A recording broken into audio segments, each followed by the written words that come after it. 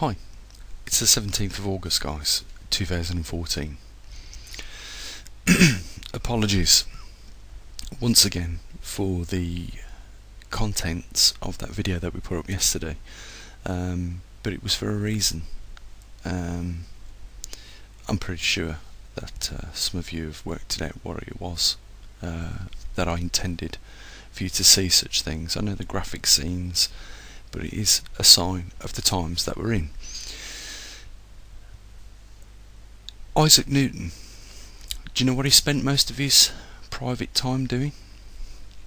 He was trying to decode the Bible, because him, like myself, realised that probably having first glanced some of the stories in the book and obviously the prophecies of the Holy Bible would have definitely, I would have thought, came to the same conclusion as I bet you me and Isaac Newton. Not only, I mean, we've got a few things in common. I'm not saying I'm as great as Isaac Newton, but definitely I'm interested in science, and I have given a lot of time to the book because I recognised something that I thought was very important. Now, it doesn't matter how intelligent you are, but I think the more intelligent you are, you will spot something in the Bible that will capture your attention. And the more intelligent you are, I believe, the easier it will be for you to spot that. I'm assuming that is the case. It might not be. I believe also that perhaps those people that need to find out something that is what some people would say decoded within the Bible. Now, we know that there is something definitely, I know there's something definitely decoded within the Bible. I've not mentioned the fact, I've just talked to you guys in recent videos about that fact. I've not said this is what was decoded. I could quite easily point out that point, but if you're not, I suppose, oh no, that sounds terrible, that does. It sounds like I'm giving a trailer to a film, but I'm not going to ever release the film, so okay. If you look at Revelations, the book of Revelations, it talks about an object which is described as the bride descending from heaven. Now, that I'm not going to go any further into that. Most people have got a Bible. If you read it, you'll know something about that object, and but that isn't the thing that I'm trying to zero in on. What I'm talking about, the thing that should stand out more than anything in the Holy Bible, is the 10 Commandments and the level of intelligence that was shown in what it was asking those people just to keep. It should have been all that people needed to do. It should have been the only laws that was ever done, but look what we've done to the laws in our societies today. Look at how many there are. There's that many laws that really we should be teaching our children at school, the laws, so that they know when they become adolescent that they don't break them. But the problem is there is that many laws that even adults don't know half of them, and therefore in some circumstances we can't help but break them. But this book speaks of just 10 things, and I think that if most people on this earth abided by those 10 things, there wouldn't be a problem. And I recognise that. I believe Isaac Newton recognised that. I believe Isaac Newton, like myself, also realised a few of the things about the Bible, and the Bible talks of numbers, and that is significant, and that probably would take up a video in its own right. But Isaac Newton was doing this behind doors in his spare time, and I've talked about this before, and it's interesting that he is trying to decode it, and one of the things that he's trying to decode in there is the end times, which was spoken of in Revelations, as you can see here, and Daniel. And interestingly, it was this concept that he was looking at, which is probably misunderstood about what he was trying to do. Basically, what he was trying to do, or what most people think he had come to the conclusion. You see, he give a date, 2060, but he said the people of that time would know it was the end times. Now I think it's a lot earlier than that, 2060, because the signs are already here, and it would take someone, probably a good theologian, to read the Bible, even themselves, many times, because I've said before, the book is written in two ways. It's written in a way in which you would read it, and it's also written in a way in which you would understand it. Now, I've met a lot of people that have read it in mostly one way and not in the other way. And I don't mean to accuse anyone of not being able to understand that book, because there is, like I say, two ways of reading that book. He talks about this date 2060, but what these theologians have come to the conclusion on, and is Christian theory, that the concept represents the second coming of Jesus Christ and the establishment of paradise, and as you can see there, the kingdom of God on earth. Now, before I talk about the kingdom of anything, it's alright if you can hear the door creaking. That's one of my cats coming in. They seem to like that noise because they keep opening and shutting the door. But if they become a problem, they're going to get shown the door. But well, where was we? Yeah, before I talk about the kingdom of God, and I want to talk about something else. Right, and some people have noticed this, how the Vatican, I'm not knocking the Catholic religion, I'm just going to throw the cat out. Get out. Cool. That's it. So hopefully we won't be disturbed by that door again. It needs oiling. Right, I'm not going to knock any religion here. I'm just going to talk about the one that is most prominent on this planet, which is probably the Catholic, or one of them. I'm not trying to favour anyone, but how often do you hear the Pope make an announcement on a regular basis that can change something in your life, and in doing so change things out of your life on a larger scale? I've never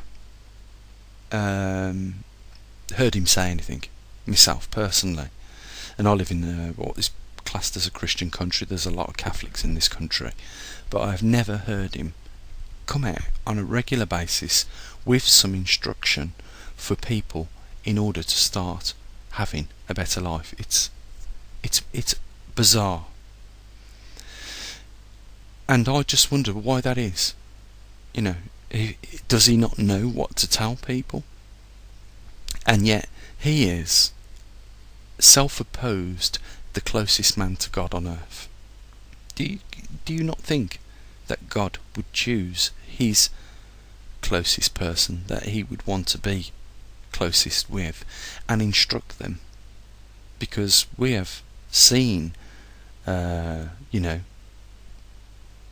if we read the Bible, we've seen the connections between, the heavens and earth. God residing in the heavens and his angels. I'm sure if the Pope was who he says he was, there would be a closer connection with himself and heaven. But nothing ever comes to fruition. Now, it's not that hard. It's not that hard. And from this point on, I want to talk about the kingdom of heaven. The kingdom of God. Because on an individual basis, we all have a kingdom. And guys, don't lose me here. Stick with me, because this is important. And I know for one thing, for those that have an ear will hear this, and for those that have an ear and don't find out what I'm talking about, I'm pretty sure that you know what I'm talking about. Let's get into it. Right, the kingdom. We each have a kingdom within us, and it is your conscious. It is the way you conduct yourself. That is your kingdom. And if you're the sort of person that allows corruption in your kingdom, and is an adulterer, is a wicked person, is a non-caring and a non-sharing person, then your kingdom, in my opinion, is not a very nice place, and I don't want to visit a kingdom like that. Now, most people don't reveal their kingdoms to anybody else. They keep their kingdoms within themselves. But it's only through knowing a person for a prolonged amount of time that you begin to find out what their kingdom is like. Now, my kingdom, I'm a sharing person, I like to think. I've been with my wife for 20 years and been faithful for 20 years of our marriage. I'm not a greedy person, and I would say whenever I have had any money in my life, I've tried to share it with people with me. And I'm not a person that does not have forgiveness, because even I can forgive some pretty atrocious acts from people, and the way I look at that is that I have reason to understand why they did that action in the first place. I'm not a sort of person that goes out thieving, and because of the way I am, I like to think myself as a good person, as most of you probably are as well. I like to think that my kingdom is a good kingdom. That is the kingdom within me, right? And I have rules in that kingdom which I will not break, no matter what. And I like people with similar kingdoms to me. Now, if there are a majority of the people on this earth with the kingdom, such as what we've been discussing, as my kingdom and your kingdom, if you're a good person, then I believe that is the kingdom of God. That is a kingdom that God would like to come into. It is described in the Bible as the Lord of hosts. That God can come on to anybody in the Bible, anyone in the world. That's what he's described as. So, if you have I believe, a good kingdom, or even a reasonable kingdom, or a kingdom above the line, or the pendulum of good and bad, even if it's a smidgen above good, I believe God sees something in you, that perhaps one day he may choose to come upon you. Right, now this, I've talked about God, the Bible and all that, but you guys know where I come from with this. I talk about, or let's just say it like this, my God is the universal conscious. It is the all-conscious God, or the all-present, always present, always connected. And I believe that, what is happening in this time, and I've got to discuss this, I have to, I don't want to lose you, I don't want to lose your interest, right? I want to keep you interested in what I've got to say. But if anything, it might mean something to you. I've just lost train of thought, just bear with me a sec. That's where I was going with this, guys. What happens, and there has been 3 incidences in the Bible, but what happens is when the majority of people's kingdoms start dipping below a certain acceptable level, and in some cases I believe there probably is leniency in this universe, so I don't suppose it will be a little bit concerned if it slightly goes off balance, but when it is massively off balanced, I believe that is the line in the sand. Now, what do I mean by that? Well, going back to the Bible, there has been more than one occasion where certain behaviours have not been acceptable. And like I say, you might say, oh, why have you given so much time to just this? Well, it's probably for the same reason as what Isaac Newton did. He must have realised, like myself, if you're looking for chemical reactions, you look at what is the catalyst in that reaction, what is the bit that actually makes the reaction take place. I suppose by using that sort of frame and mindset, he was a bit like myself, and we use that analytical ability to look for things in the Bible then that would have give us the reactions, and the reactions of which I'm talking about would have been people's behaviours during and before catastrophic events took place.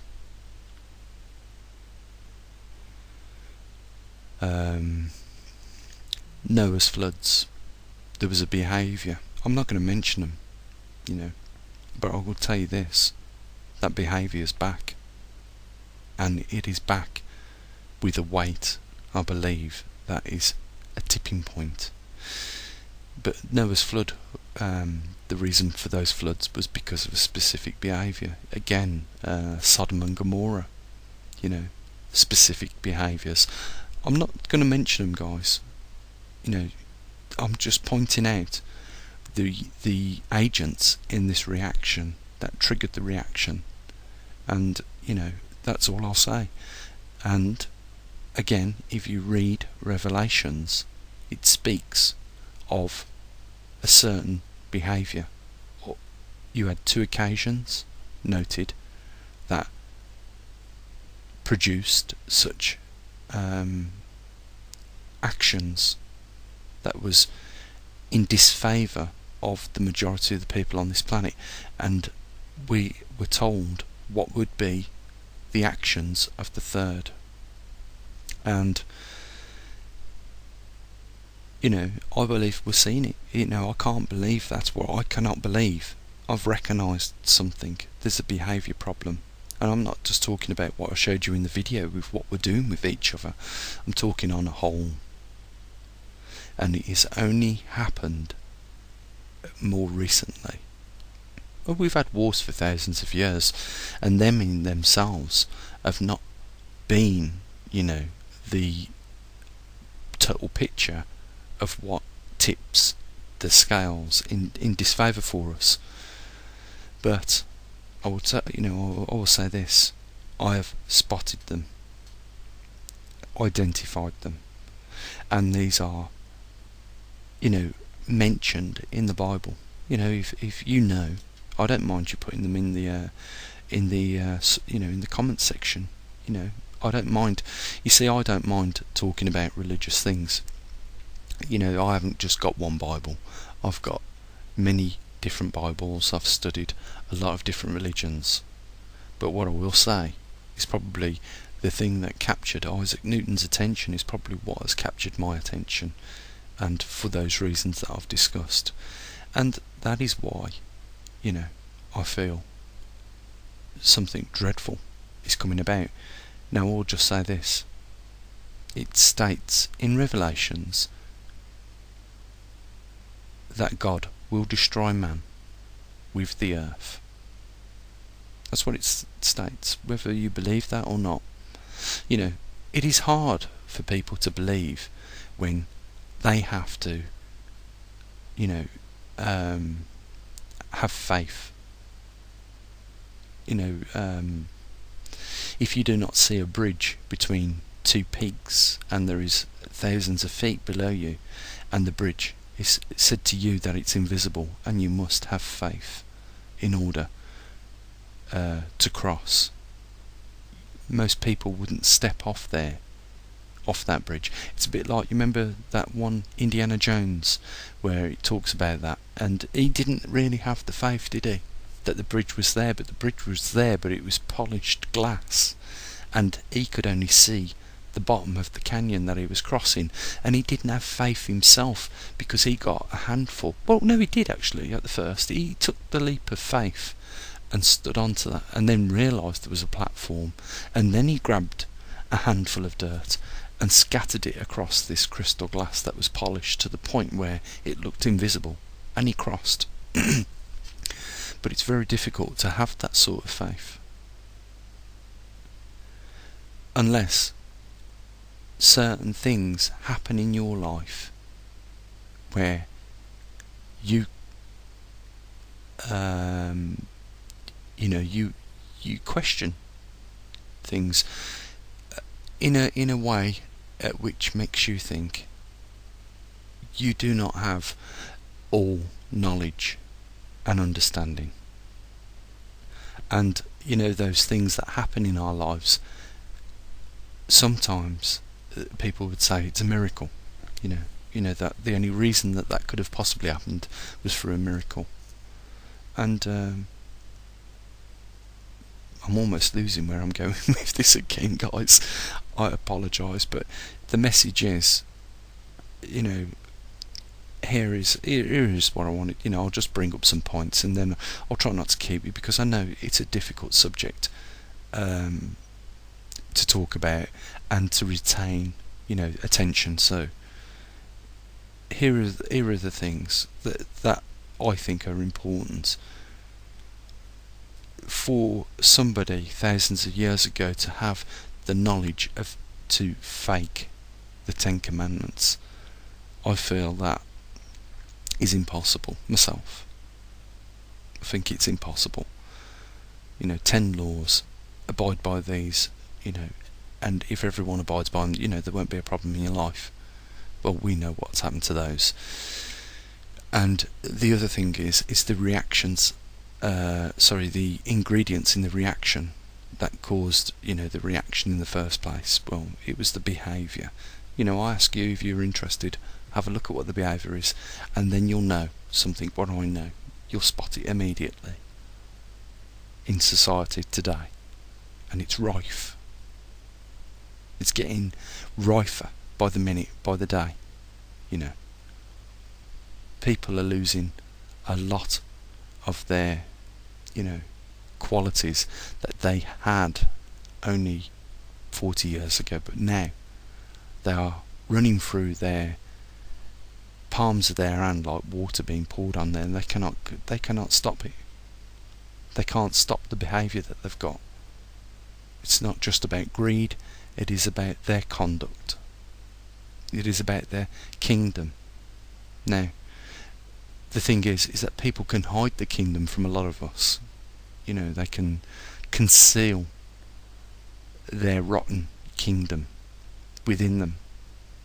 And they can pass themselves off as not that person. But we know, because of the way society and the world of countries is acting, we know that there isn't the image that they portray.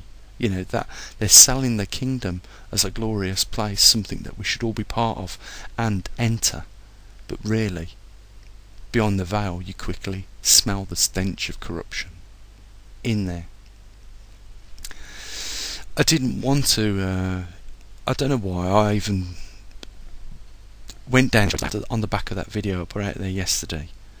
But what, I don't know, I'm just hoping that, on some of the subjects that we've touched on here, you've caught a little bit here and there. If you can catch, 30% of it, maybe that's something. Because I know how people feel about people that talk about the religion. I talk about it in a different way. I do go into the religious subjects and critically dissect certain sections, as I know Isaac Newton was. Isaac Newton, like I said, was very similar to me. I'm not claiming to be as grand as him, because we know he's famous for certain things, but I bet you if I went back in his day, I'd be just, and with the knowledge, I suppose, if I had then, I would be just as important in the future of science. I mean, I'm already, in my view, there. It's just what I've held back from some of the things that I know about technology. And I'm not kidding. I've mentioned it. I've even showed some people now. Some of them videos you can't get hold of because they've been blocked globally. But I've got access to some technology, and I believe that there was a reason for having that. But I would not want to let the world have that technology. I know I could build a few things and get that manufactured. If I could probably excite business angels with the prospect of this technology, but I wouldn't do that. The last thing I'd want to do is hand over something again which would be militarised in that manner.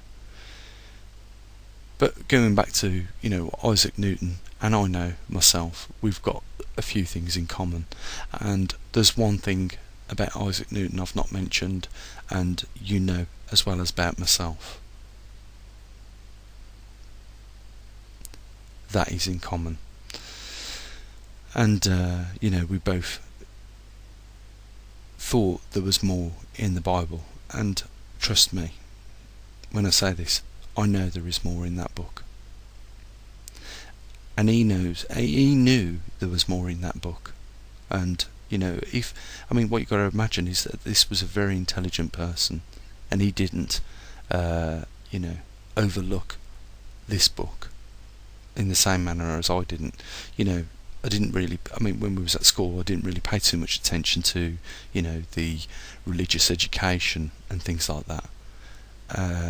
I started to study the book by my own accords, and it gripped me.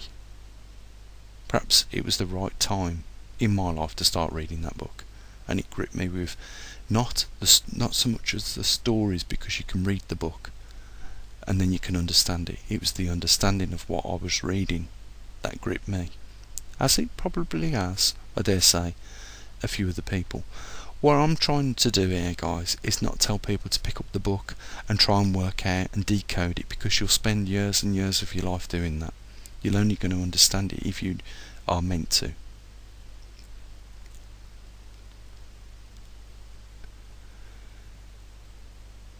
And I suppose on that note, guys, I'm going to say it's about your kingdom within you. And if your kingdom is a nice place to reside for yourself, that will shine outside world and people will see it.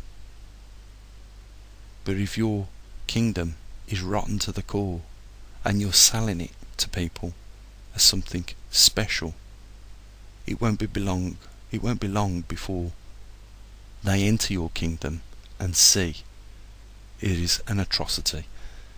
And it is that is linked to these lines in the sand when they're crossed. I just want to end up on this one last thing. Isn't it a surprise that most people feel that they are not even connected in the slightest single manner in this universe to anything? Yet they are part of it. They're part of the universe. And if you're part of something, are you not connected to it? You must be. In fact, you are. If you're part of something, you are. If you're in something, you're part of it. But humans go around thinking that is an impossible reality. It's amazing. Apologise for the length of time. I know sometimes I spend a lot of time trying to get the points out. Sometimes I even fail to get the points out. I've been trying to show people the universal equation for a long time. If you realise that, there's no question that there is an intelligence within the universe and the way which it goes about its business. You know, I've been trying for years to get people to understand that. But guys, you know, don't lose your way. That's all I want to say. Don't lose your way in this world. You are an intelligent being. We all are intelligent beings, and let them be wicked, right? Don't let them influence your kingdom. Keep that special.